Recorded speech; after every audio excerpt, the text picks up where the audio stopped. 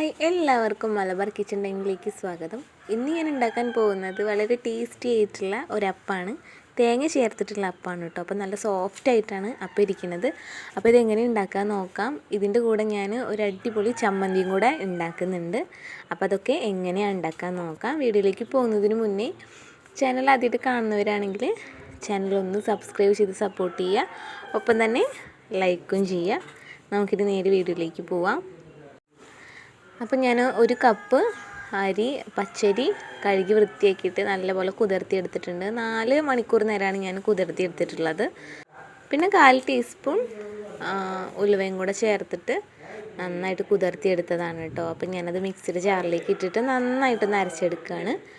കൂടെ തന്നെ ഞാൻ 1/2 കപ്പ് തേങ്ങ ചിരവിയതും കൂടെ ചേർത്ത് കൊടുക്കുന്നുണ്ട്. അതുപോലെ തന്നെ ചോറും കൂടെ ചേർത്ത് കൊടുക്കുകയാണ്. എന്നിട്ട് കുറച്ച് വെള്ളം കൂടെ ഒഴിച്ചിട്ട് നന്നായിട്ടൊന്ന് അരച്ചെടുക്കുക. കുറച്ച് വെള്ളം ഒഴിച്ച് കൊടുക്കുക, പിന്നെ വേണമെങ്കിൽ മാത്രം ചേർത്ത് കൊടുക്കുക. അപ്പോൾ ഞാൻ കുറച്ച് വെള്ളം കൂടെ ചേർത്തിട്ട് നന്നായിട്ടൊന്ന് അരച്ചെടുക്കുന്നുണ്ട്. അപ്പോൾ ഞാനിവിടെ അരിയൊക്കെ നന്നായിട്ട് അരച്ചെടുത്തിട്ടുണ്ട്. ഇനി ഇതൊരു പാത്രത്തിലേക്ക് മാറ്റാം.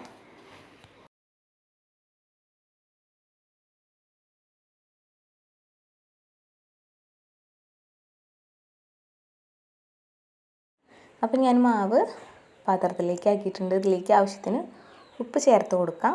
ഇതിപ്പോൾ ഞാൻ തലേദിവസം അരച്ചിട്ട് പിറ്റേ ദിവസം രാവിലെയാണ് ഉണ്ടാക്കുന്നത്. അപ്പോൾ ഇതിപ്പോൾ ഉപ്പ് ചേർത്തിട്ടുണ്ട്. നന്നായിട്ട് ഇളക്കി കൊടുക്കാം. എന്നിട്ട് ഇതൊന്ന് അടച്ചു വെച്ച് കൊടുക്കുക.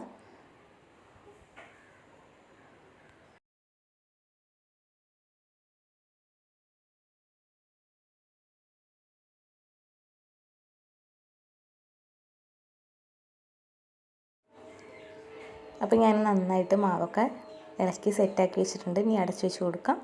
അപ്പോൾ പിറ്റേ ദിവസം രാവിലെയാണ് ഇട്ടത്. നന്നായിട്ട് പൊങ്ങിയിട്ടുണ്ടായിരുന്നു. ഞാനതൊക്കെ ഒന്ന് റെഡിയാക്കി എടുത്തതാണ്. ഇനി ഒരു തവി വെച്ചിട്ട് നന്നായിട്ടൊന്ന് ഇളക്കി കൊടുക്കാം. അപ്പോൾ നന്നായിട്ട് മാവൊക്കെ പൊന്തി വന്നിട്ടുണ്ടായിരുന്നു. ഇനി നമുക്ക് ഉണ്ടാക്കി തുടങ്ങാം. അപ്പോൾ ഞാൻ ദോശക്കല്ലാണ് കേട്ടോ, അതിലാണ് ഉണ്ടാക്കുന്നത്.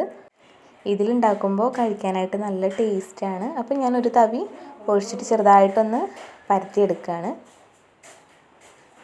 എന്നിട്ട് ഇതൊന്ന് അടച്ചു വെച്ചിട്ട് ഒന്ന് കുക്ക് ചെയ്തെടുക്കാം. സിമ്മിലിട്ടിട്ട് ചെയ്യാം. അപ്പോൾ ഇതിപ്പോൾ ആയിട്ടുണ്ട്. നമുക്കൊരു പാത്രത്തിലേക്ക് മാറ്റാം. അങ്ങനെ ബാക്കി എല്ലാ മാവും ഇതേപോലെ അങ്ങ് ചുട്ടെടുക്കാം.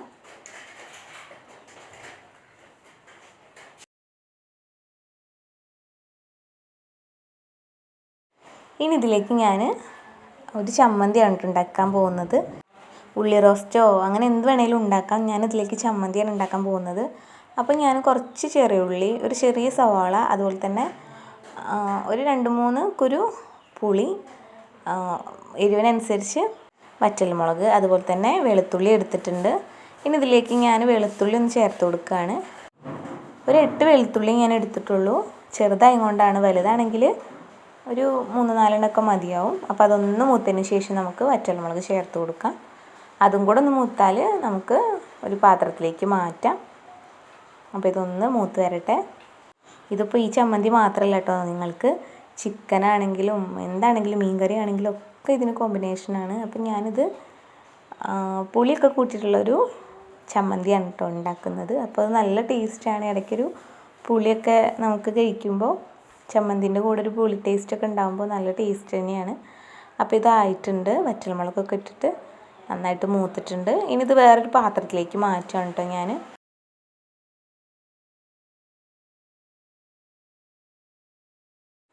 ഇനി ഞാനിതിലേക്ക് ഒരു ചെറിയ സവാള ഇതുപോലെ നീളത്തിൽ ഒന്ന് നുറുക്കിയെടുത്തതാണ്. പിന്നെ ഒരു പിടി ചെറിയ ഉള്ളിയും കൂടെ എടുത്തിട്ടുണ്ട്. ഇനി ഇത് നന്നായിട്ടൊന്ന് വഴറ്റിയെടുക്കാം. ഒരു ഗോൾഡൻ ബ്രൗൺ കളറാകുമ്പോൾ നമുക്ക് പുളിയും കൂടെ ചേർത്ത് കൊടുക്കാം. അപ്പോൾ ഇത് നന്നായിട്ടൊന്ന് വഴറ്റിയെടുക്കുക.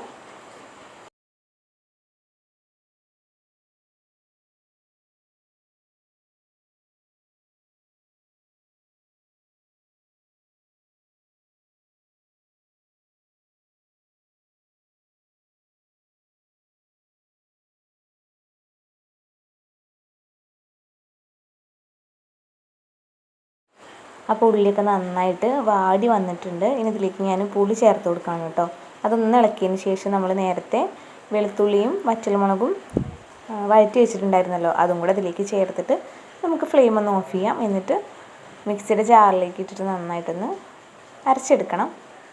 അപ്പോൾ നമുക്ക് വറ്റൽമുളകും വെളുത്തുള്ളിയും കൂടെ ചേർത്ത് കൊടുക്കാം. ഇനി ഞാൻ ഫ്ലെയിം ഒന്ന് ഓഫ് ചെയ്തിട്ടുണ്ട് കേട്ടോ.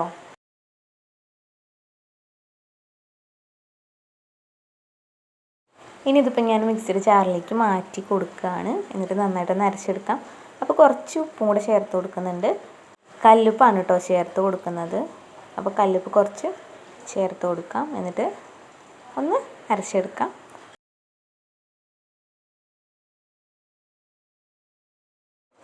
അപ്പോൾ നമ്മുടെ ചമ്മന്തിയും റെഡി ആയിട്ടുണ്ട്. ഇനി ഇതൊന്ന് ഞാൻ വറുത്തെടുക്കുന്നുണ്ട്. വറുത്തെടുക്കുക പറഞ്ഞാൽ ഒന്ന് താളിച്ചെടുക്കുകയാണ്. കടുകും വേപ്പിൻ്റെ ഇലയും ഒന്ന് പൊട്ടിച്ചതിന് ശേഷം അതിലേക്ക് നമ്മുടെ ഈ ചമ്മന്തി ചേർത്ത് കൊടുക്കുക. അത്രയേ ഉള്ളൂ. അപ്പോൾ കുറച്ച് സൺഫ്ലവർ ഓയിൽ ഒഴിച്ചിട്ട് അതിലേക്ക് കടുക് ഇട്ട് കൊടുക്കുകയാണ്. കുറച്ച് വേപ്പിൻ്റെ ഇല ഇട്ടിട്ട് ഒന്ന് പൊട്ടിച്ചെടുക്കുക. എന്നിട്ട് നമ്മൾ അരച്ചെടുത്ത ചമ്മന്തി ഇതിലേക്ക് ചേർത്ത് കൊടുക്കുകയാണ്. അതിട്ട് കൊടുക്കുമ്പോൾ തന്നെ ഫ്ലെയിം ഓഫ് ചെയ്താൽ മതി. പിന്നെ അത് കുക്കാവാനൊന്നുമില്ലല്ലോ, കുക്ക് ചെയ്ത് വെച്ചതാണല്ലോ. അപ്പോൾ അതൊന്ന് ഇട്ടതിന് ശേഷം നമുക്കൊന്ന് ഇളക്കി കൊടുക്കാം. ഇതിപ്പോൾ വെള്ളം ചേർക്കണമെങ്കിൽ ചേർക്കാം. ഞാൻ കുറച്ച് ചേർത്ത് കൊടുക്കുന്നുണ്ട്. ആ ജാറൊന്ന് ചുഴറ്റിയെടുത്ത വെള്ളം ഇതിലേക്ക് ചേർത്ത് കൊടുക്കുകയാണ്. അത്രയും മതി, കൂടുതൽ വെള്ളമാവണ്ട. അപ്പോൾ ഇനി നന്നായിട്ടൊന്ന് ഇളക്കി കൊടുക്കാം. നമ്മുടെ ചമ്മന്തിയും റെഡി ആയിട്ടുണ്ട്. അപ്പോൾ നല്ല ടേസ്റ്റാണ് കേട്ടോ ഈ ചമ്മന്തി കഴിക്കാൻ. എല്ലാവരും മറക്കാതെ ഒന്ന് ട്രൈ ചെയ്ത് നോക്കുക. ഇതിപ്പോൾ നമ്മുടെ ചോറിൻ്റെ കൂടെയൊക്കെ കഴിക്കാം, അത്രയ്ക്ക് നല്ല ടേസ്റ്റാണ്. അപ്പോൾ നമ്മുടെ ടേസ്റ്റി ആയിട്ടുള്ള അപ്പവും ചമ്മന്തിയും റെഡി ആയിട്ടുണ്ട്. എല്ലാവരും മറക്കാതെ ഒന്ന് ട്രൈ ചെയ്ത് നോക്കണം, അടിപൊളി ടേസ്റ്റാണ്. അപ്പോൾ വീഡിയോ ഇഷ്ടമാണെങ്കിൽ ലൈക്ക് ചെയ്യാനും ഷെയർ ചെയ്യാനും സബ്സ്ക്രൈബ് ചെയ്യാനും കമൻറ്റ് ചെയ്യാനും ഒന്നും മറക്കരുത്. അപ്പോൾ അടുത്തൊരു ഡിഷായിട്ട് വീണ്ടും കാണാം. താങ്ക്